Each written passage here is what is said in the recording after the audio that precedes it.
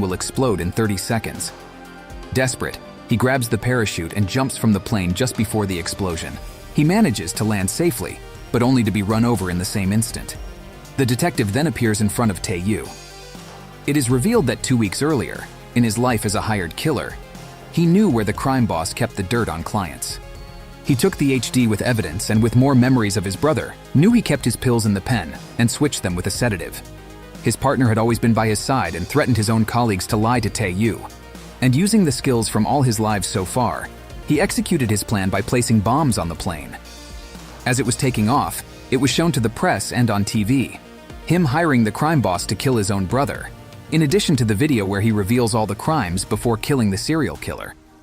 Before Tae-yu could wake up, Yi-jae jumped from the plane and waited for him on the ground while following the traces of the explosion and a GPS.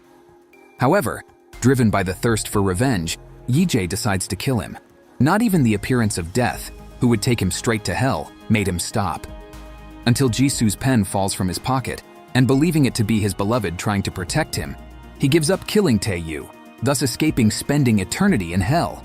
Tae-yu gets up and tries to attack him from behind, but the wind pulls his parachute, causing him to be run over by a passing truck. In the police station, the detective found Tae-yu's lawyer and said that the only thing that would spare him from trial and give him innocence was the memory card. The lawyer was emotional and grateful, but Yi-jae destroys the memory card because he deserves to rot in prison for all the times he covered up Tae-yu's crimes.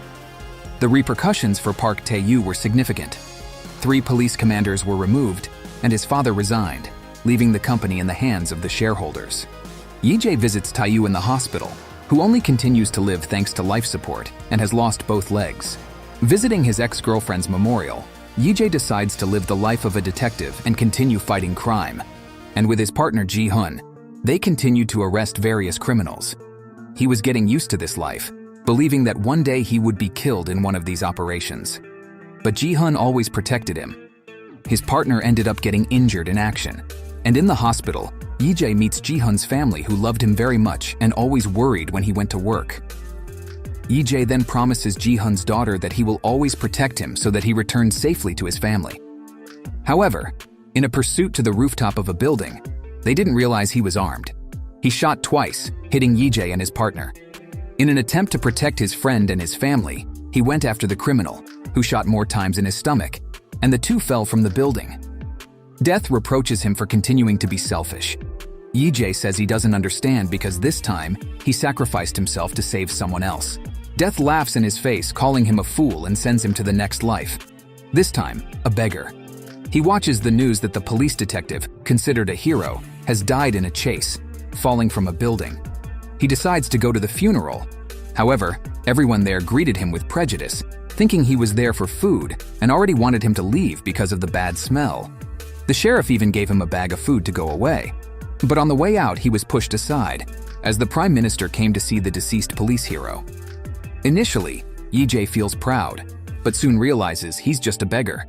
In conflict with himself for not knowing who he is anymore, he finds his partner crying on the stairs. Trying to comfort him, he is reprimanded because his friend was furious and consumed by guilt over his death. The memory stone comes to give him new memories, but Yi-jae can't take it anymore and tries to escape. He stumbles on the stairs, hitting his head and dying before receiving more memories. Yi-jae now understands why death called him a fool, because he was proud of the achievements of others, using skills and memories that didn't belong to him. Moreover, death still hints that he sacrificed himself in vain since his partner wouldn't die that day. Unable to bear this game any longer, Yi-jae ignores knowing who owns his next life, and just runs to find his end and finish this game soon. However, the Truth Stone touched him and showed him that he was an ordinary man with the life Yi-jae dreamed of. A good job, married, and a happy family. However, he was fired, and without a job, his wife asked for a divorce, claiming that he was no longer fit to take care of the family.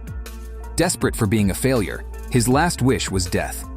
Thus, he followed his destiny, standing in front of Tae-yu's car and being thrown onto the sidewalk. From that moment, Yi-jae's fate was sealed because that was the man who died in his arms at the beginning of everything.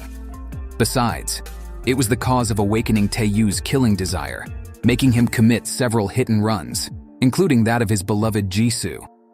Touching Yi-jae triggered the events that would completely change his life, and this was Death's plan from the beginning.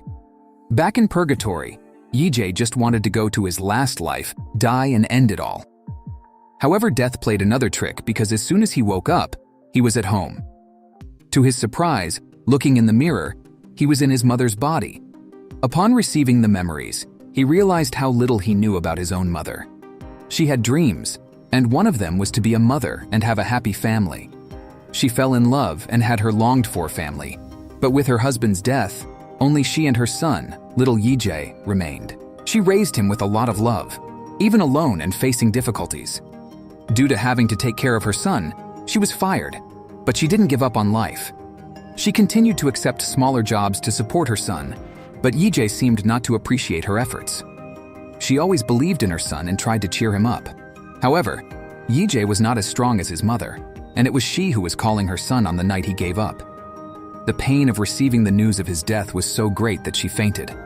She still had the harsh task of identifying him at the morgue and, alongside Jisoo, saw her only son being cremated. After that, her life was a sea of sadness. At work, she was considered unlucky, and no one wanted to be around her. It was at this moment that Yijie discovered how much he had hurt his mother and how selfish he had been in his decision. He then decides to live as his mother as punishment. And now he feels ashamed of his own death, but decides to work anyway. His knees began to fail, and at home, taking pain medication, he sees a savings account in the bank made by his mother to buy him a house when he got married. However, having money now didn't change his increasing sadness. Looking at his memorial, he realized that his mother went there every day after work to see her son and blamed herself, believing that Yijie deserved to have had a better, more intelligent mother who would give him a happy life.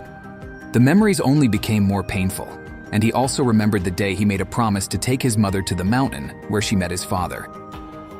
Yijie decided to take this walk, despite his hurting knees. He managed to reach the top of the mountain and see how beautiful the place was.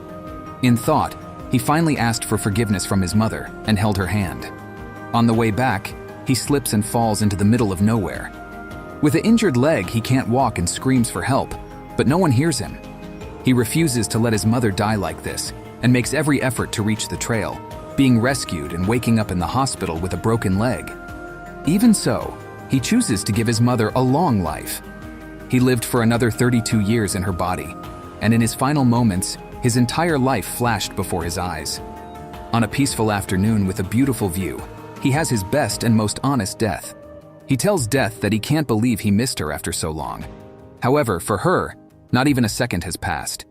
Yijie pleads for one more life, this time his own life.